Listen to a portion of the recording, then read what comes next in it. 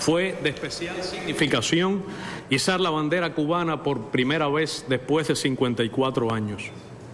No habríamos podido llegar a este momento sin la sabia conducción del liderazgo histórico de la revolución encabezado por Fidel Castro y sin la resistencia y autodeterminación del pueblo de Cuba y su firme convicción de seguir el camino escogido soberanamente.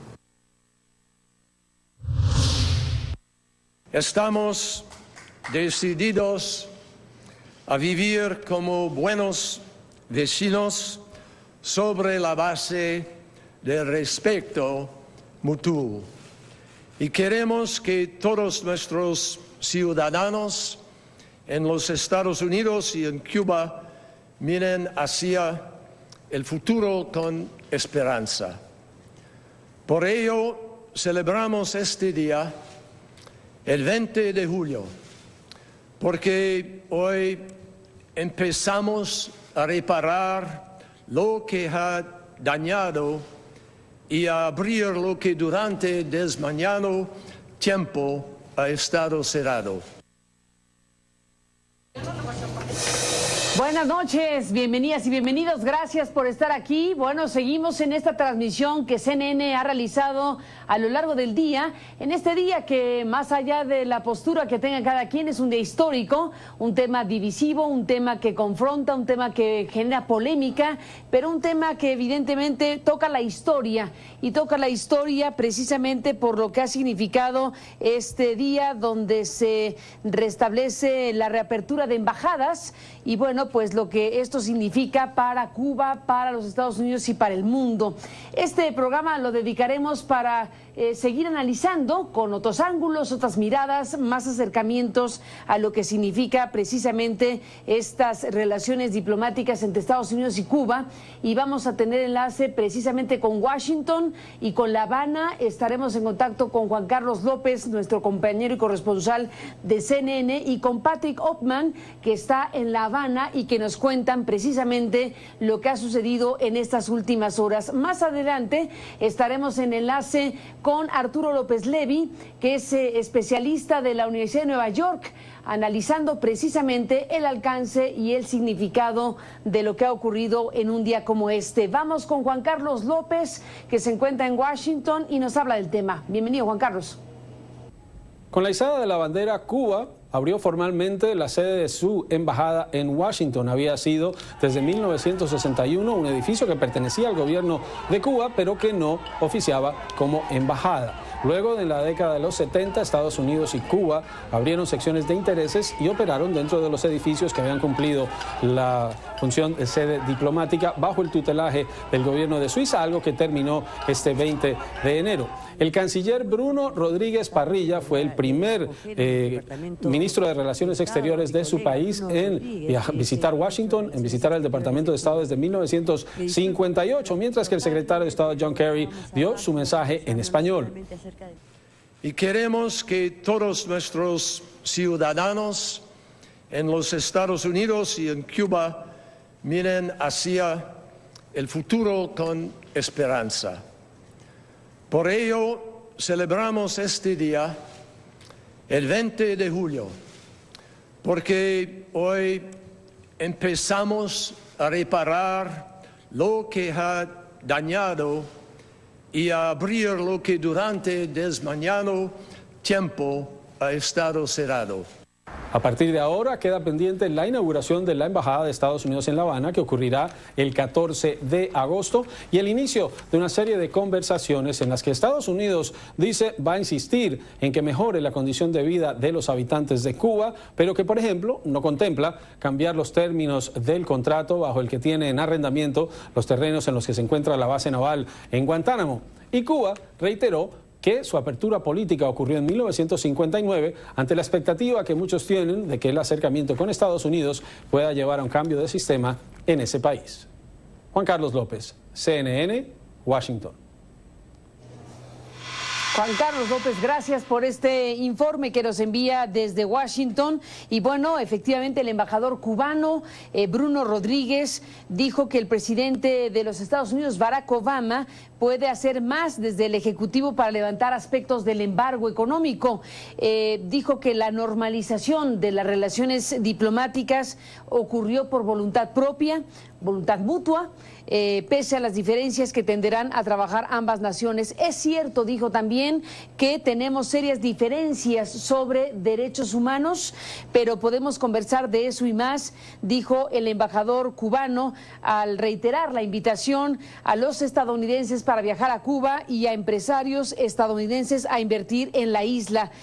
Han ratificado, dijo Rodríguez, el compromiso de seguir con el proceso de normalización de las relaciones diplomáticas. Culmina una etapa, pero el desafío por delante es grande, entre otras cosas. Es parte de lo que se dijo cuando fueron izadas, bueno, este día fue izada en medio de gritos y aplausos la bandera de Cuba, precisamente en la capital de los Estados Unidos, 54 años después.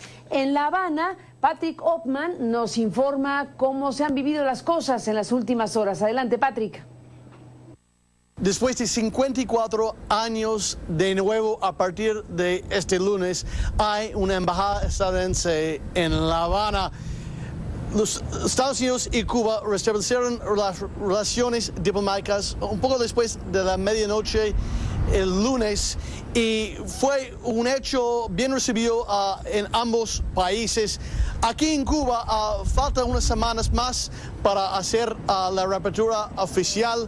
Viajará John Kerry, el secretario de Estado de los Estados Unidos, a La Habana el 14 de agosto para subir la bandera estadounidense de nuevo después de 54 años en la embajada estadounidense y para poner el nuevo cartel en la embajada. Pero el lunes en Washington, el gobierno cubano sí hizo una gran fiesta. Viajó el canciller cubano Bruno Rodríguez Parilla entre una delegación bastante amplia del gobierno cubano para celebrar el acto simbólico de abrir una embajada en tierra estadounidense. Claro, faltan muchas cosas todavía para discutir. Ahora el gobierno cubano llama al nuevo proceso, el proceso de normalización, y según ellos va a ser un proceso mucho más complicado que puede tomar años. De parte del gobierno cubano quieren hablar sobre levantamiento de embargo, lo que se llaman acá el bloqueo estadounidense hacia la isla, que devuelven la base naval en Guantánamo.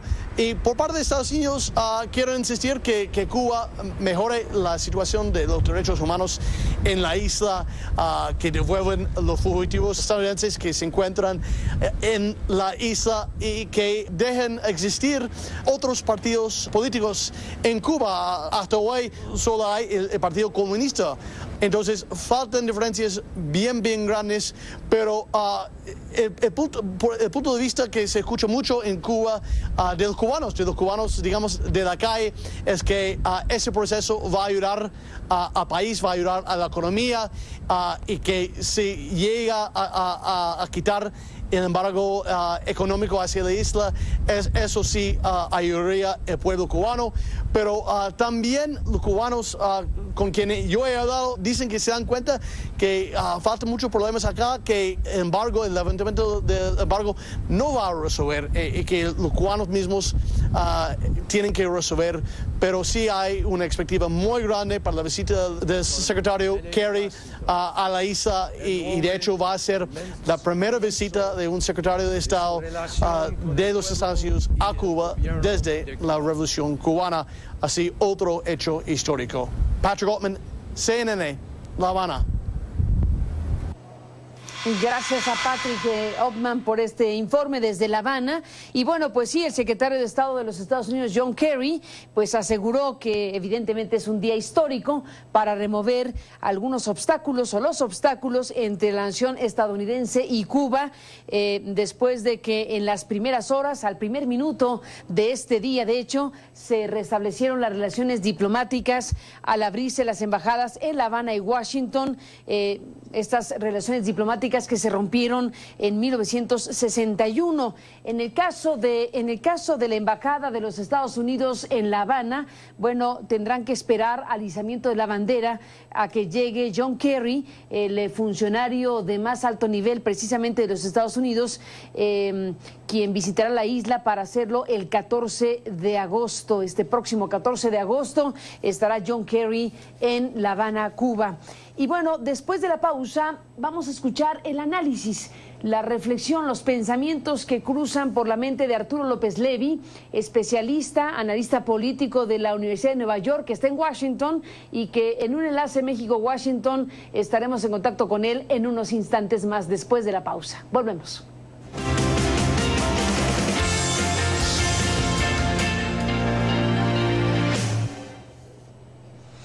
Estamos de regreso en este programa con Arturo López Levy, que se encuentra en la ciudad de Washington, los Estados Unidos. Y bueno, pues lo hemos invitado precisamente para el análisis obligado, para seguir la reflexión, la revisión del significado y del alcance de este día, donde pues al primer minuto de este lunes se restablecieron las relaciones diplomáticas entre Estados Unidos y Cuba. El altísimo simbolismo que tiene precisamente ver la bandera cubana ondear en la capital estadounidense, lo que veremos próximamente de la bandera estadounidense ondear en La Habana, Cuba, y bueno, todo lo que esto significa. Arturo, gracias como siempre por estar aquí, bienvenido, buenas noches. Qué gusto, Carmen, siempre es un placer estar en el programa contigo. Gracias, Arturo. Bueno, ¿cuál es la lectura primera del significado que todo esto tiene para Cuba, para Estados Unidos, para América Latina, para el mundo en general, lo que significa? Mira, Carmen, para entender esto bien hay que ubicar la relación entre Estados Unidos y Cuba en una relación difícil, asimétrica, entre un gran poder y un país revolucionario en su vecindad. Como resultado del conflicto, hay un problema que por una parte implica que el gran poder Estados Unidos reconozca la soberanía cubana y se dé un tratamiento en ese sentido respetuoso. Y del otro lado también hay los países revolucionarios en su proyección a nivel internacional muchas veces toman una actitud, digamos, algunos llaman internacionalista, otros intervencionista, de reto a la jerarquía de los grandes poderes internacionales. Y esto generó una dinámica de conflicto en la cual se transita con la apertura de las embajadas hacia una normalización. Generalmente estas normalizaciones implican un reconocimiento de soberanía por parte del gran poder hacia el poder más pequeño y también una especie de deferencia hacia la jerarquía de gran poder que tiene el gran poder que está a 90 millas de Cuba. Entonces, este proceso empieza ahora, se ha institucionalizado, la normalidad es un destino y la normalización es un proceso. Y lo que se ha hecho es crear las bases institucionales para que ese proceso de normalización fluya. Ahora, mencionas, Arturo, al inicio de tu análisis, la parte obligada, que es la asimetría. Efectivamente, estamos frente a dos naciones muy distintas, dos naciones que hoy vuelven a tocar punto de contacto diplomático después de 54 años y con una conflictiva, bueno, verdaderamente difícil de describir en pocos minutos. ¿Cómo se va a dar este proceso de normalización? ¿Cómo se va a dar este proceso frente precisamente a estas dificultades históricas y a esto que tú mencionas como asimetría?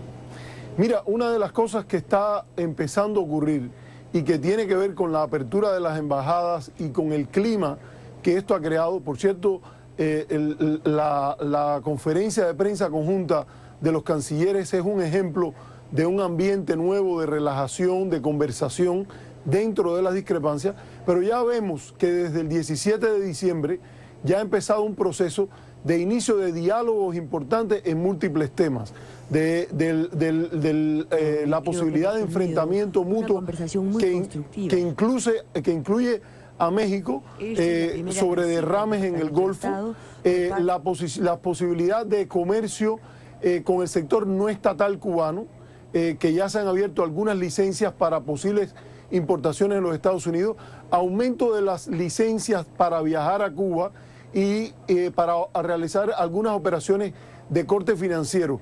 Y último, pero no menos importante, la discusión en derechos humanos. Nota que todos esos grupos de trabajo, de diálogo, no podían existir antes a partir de las diferencias que había con el tema de Alan Gross, el subcontratista de la USAID que estaba arrestado en Cuba, el tema de los primero eran 5 y después 3 prisioneros cubanos que habían estado envueltos en el monitoreo a grupos anticastristas en Miami. Y entonces lo que veo es que hay la posibilidad de discutir, de conversar sobre temas que dividen, diferencias, levantar un trabajo conjunto en temas comunes. Nota que incluye la cooperación en salud a raíz de la crisis del ébola en el oeste de África, y en temas, por ejemplo, como derechos humanos, discutirlos, no permitir que las diferencias en derechos humanos se conviertan en un obstáculo al diálogo, sino que el diálogo los incluya y que haya una conversación franca a este respecto. Bueno, este es el gran tema, o uno de los dos grandes temas obligadísimos, Arturo, desde luego, el tema de los derechos humanos y la democracia, y por supuesto el tema del embargo económico. Esos son los grandes asuntos que uno se pregunta cómo es que se van a procesar, qué va a exigir uno del otro, una nación de la otra, en estos dos grandes carriles fundamentales. Mira, yo creo que se ha ido construyendo una especie de confianza táctica. Es difícil hablar de una confianza estratégica entre adversarios que han tenido, como tú misma decías, relaciones difíciles por tanto tiempo. Pero esa especie de confianza táctica puede ayudar a que el gobierno de Cuba coopere y el gobierno norteamericano desde la rama ejecutiva tome medidas que relajen y que vayan abriendo la situación con el embargo, y de esa manera, que es una manera dinámica, se empiece a cambiar el balance de fuerzas y eventualmente, ya sea en el Congreso o en las Cortes estadounidenses, gran parte del embargo pueda cambiarse. Te recuerdo que en septiembre el presidente va a tener que ratificar sus autoridades anuales bajo la ley de comercio con el enemigo, y es posible que él no lo haga y diga que Cuba no es considerado un país enemigo más, porque si no es un país terrorista, ya lo sacaron de la lista de países terroristas, es muy difícil hablar de Cuba como un país enemigo de los Estados Unidos. Y si el presidente saca a Cuba de esa categoría, se pueden abrir las puertas de las Cortes norteamericanas a cuestionamientos a la autoridad congresional para restringir el derecho constitucional de los estadounidenses a viajar donde les plazca. Y te puedo decir que si se levanta la prohibición de viajar a Cuba, ese sería un clavo fundamental en el ataúd del embargo. Inevitable por demás, parece ser. Bueno, ya hay 12 categorías generales, y el número de norteamericanos que están viajando a Cuba como parte de los contactos pueblo a pueblo, educacionales, religiosos, lo hacen de una manera general. Solo tienen que firmar un affidavit que diga que ellos caen bajo esas categorías y tener evidencias en caso de que puedan ser cuestionados por oficiales del Departamento del Tesoro. Eso básicamente es abrir las puertas a una interacción mucho más grande entre la sociedad norteamericana y la sociedad cubana, y acuérdate que eso puede potenciar los sectores de cambio, los vectores de cambio que están en Cuba operando bajo la reforma económica y el proceso de liberalización política que está teniendo lugar, que no representa elecciones multipartidistas, pero sí una expansión de los derechos de viaje, de los derechos de religión, el derecho a la propiedad privada y otros de ese estilo. Arturo López Levy, déjame hacer una pausa y regresamos en esta conversación. Bueno, el camino no es necesariamente terso. En Estados Unidos hay expresiones críticas de lo que está sucediendo. Hay quien lanza ideas desde el Congreso de que se puede incluso boicotear el nombramiento de embajadores. Después de la pausa te escuchamos, Arturo, en esta parte de la historia.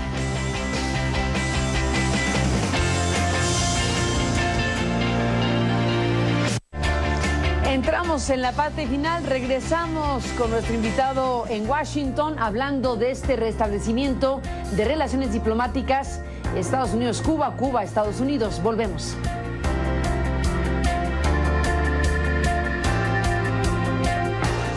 Bueno, se nos acabó el tiempo, estamos en la parte final. Arturo López Levy, dejé esta idea antes del corte que te pregunto ahora de nuevo sobre las dificultades incluso para procesar esta normalización de relaciones entre Estados Unidos y Cuba, Cuba y Estados Unidos. Algunas voces que lanzan la idea incluso de boicotear nombramientos de embajadores. ¿Qué piensas?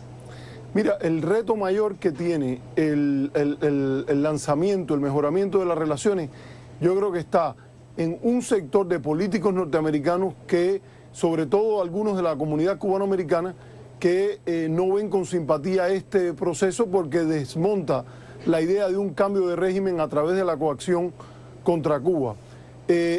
Tienen fuerza en el Congreso, pero una dinámica de relaciones puede ir alterando eso a través de la creación de temas y de constituency, grupos que quieran o que defiendan el mejoramiento de las relaciones. Y eso a la larga podrá rebasar un tiempo que ha sido muy difícil, una herencia de conflicto. Recuerda, Carmen, que cuando se rompieron relaciones en 1961, el presidente de México era López Mateo. Mi padre estaba en ese momento, que es un cubano que le gusta mucho la música mexicana, cantando México lindo y querido de Jorge Negrete. El tiempo ha pasado y desde ese tiempo hasta ahora hubo todo un legado de hostilidad, de acrimonía, de agravio, y eso nunca se puede desmontar en un día, y las personas que están en contra del mejoramiento siempre tienen un espacio para aprovecharse de alguna que otra crisis. Pero yo creo que la tendencia es clara y hay instituciones para mejorar las relaciones entre los dos estados. Nos despedimos, Arturo. Te pregunto sobre la figura de Fidel Castro. ¿Qué papel va a jugar Fidel Castro en todo esto? ¿Queda en el silencio? ¿Queda cómo? Mira, mientras más se ha ido revelando el papel de Fidel Castro en las relaciones Cuba-Estados Unidos, siempre ha aparecido con esa ambigüedad de que en muchos momentos Fidel Castro mostró pragmatismo, pero faltó un reconocimiento a la soberanía cubana por parte de Estados Unidos. Y en otro momento su celo revolucionario también a veces complicó el momento, porque hubo situaciones en las cuales la demanda de conversar desde una posición de total igualdad a veces es quimérica, porque hay una cosa es lo que es el respeto a la soberanía como concepto legal, y otra cosa es pensar que cualquier Estado entra en la categoría de un gran poder con una proyección global como la que Cuba tuvo, por ejemplo, en los años 70 en países como Etiopía. Angola fue un caso que el presidente Carter terminó por aceptar, pero, por ejemplo, la presencia cubana en Etiopía se volvió en algún momento controversial. Pues ahí está todo un panorama, Arturo López Levy, que seguiremos muy de cerca este proceso que se abre, bueno, hoy como un día histórico por el restablecimiento de relaciones diplomáticas. Seguiremos en contacto, si me lo permites. Gracias por estar aquí para analizarlo y revisar esta parte de la historia. Gracias y buenas noches. Siempre es un gusto. Gracias. Gracias que nos permitió acompañarle. Pásela bien. Buenas noches y hasta mañana.